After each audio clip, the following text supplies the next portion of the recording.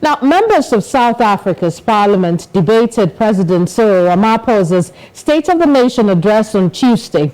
The debate was more subdued than the initial sitting, which saw the economic freedom fighters being kicked out of the House. The EFF said they want the Speaker of Parliament to be removed, while the Democratic Alliance have called on Ramaphosa's presidency disastrous. The debate allows opposition parties and the ANC to respond to key aspects of Ramaphosa's speech, including planned electricity interventions. Instead of leading us across the Rubicon at the sowing of this year, Mr. Ramaphosa told us to turn around, to stay on this side of the riverbank, to double down on the same failed policies and the ANC approach of state control that has landed us in this terrible mess. Too weak, too indecisive, and too cowardly to take on the cadres, the compromised, and the vested interests in the political party that he leads.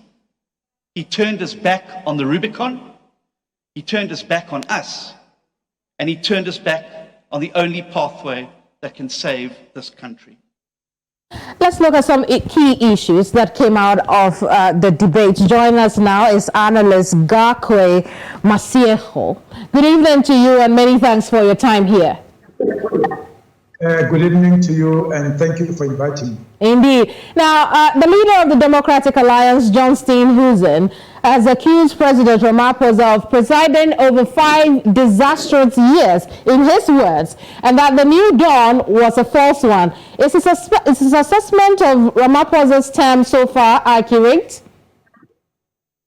Well, I think the debate is starting on a good note first, because opposition parties are coming out guns blazing. But I think the mistake that some opposition parties are making, for example, I'll talk about the Democratic Alliance, John Steenhuisen, is they are stating the obvious. When it talks about the 5 wasted years, it is more Monica to the 9 wasted years of Jacob Zuma that Cyril Ramaphosa used to talk about when he came into power in 2018. But to say that the policies of the ANC, like cadre deployment and others, have contributed to the situation that South Africa finds itself in right now, it is very true, but that is the obvious. And South Africans, when they look at opposition parties, they are looking for alternatives. Opposition parties should be governments in waiting. They should not come out and believe that pointing fingers is good opposition politics. So I think the debate is starting on a good note, but it's going to give Ramaphosa not sleepless nights before Thursday when he has to respond, because the elephant in the room today is the energy problem in South Africa. I see. That are called load shedding. But they are touching on them, they're not giving us solutions to say this is how we're going to do it different from what the president said during the State of the Nation address last week. And you're right about it. The biggest focus in the debate was the electricity plan and the introduction of a new electricity ministry, a minister. Do you think that this new ministry as proposed by the president will bring the kind of changes that this government is supposed to deliver? No, it's not going to do it.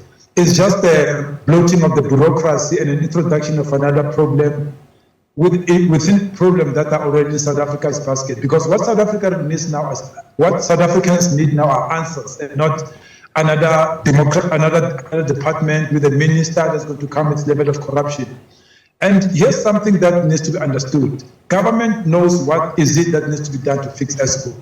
But it's just that they've got a lot of comrades that's heavily invested within the ESCOM supply chain that are not going to allow any solution that's going to remove ESCOM from being the biggest consumer of fossil fuels, because they are the ones who are supplying coal or diesel. So any solution that's going to fix ESCOM needs to move ESCOM away from dependence on fossil fuels. And they know that is a solution, but that is a solution that they are not going to make money from. So bringing in a minister of electricity, next time we bring a minister of load shedding, next time we bring a minister of load reduction, is not going to help. What you need is a reduction of the bureaucracy instead of bloating the bureaucracy, because the problems we're facing right now in South Africa is because of the big bureaucracy that is very difficult to manage. I want to talk about the economic freedom fighters. Not only were they critical of Ramaphosa, the party also criticized the speaker. They say they've submitted a motion of no confidence against her for allowing police to enter the chamber of parliament. What is your take on this latest development regarding the EFF? Well, I think the EFF is missing a point here. And because the speaker explained it quite well. I think the one who explained it far better was the leader of the far-right African organization, Groenewald, the Freedom Front Plus.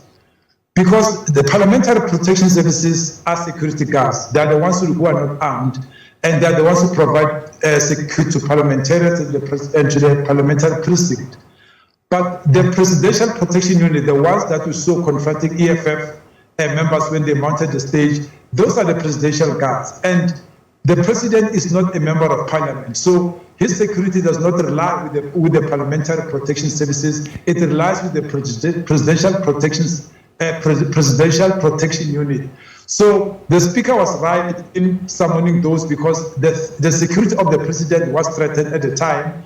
And the president's protection doesn't rely with those that are unarmed, it relies with those that are armed. So I think the EFF is really missed on notwithstanding between the who were armed, plus the guys that confronted them were out. Because those are there to protect the one person who is not a member of parliament and who is the president of the country. I see. Now, senior ANC members have defended the president's speech as expected, but they have also criticized the Democratic Alliance for their management of the Western Cape.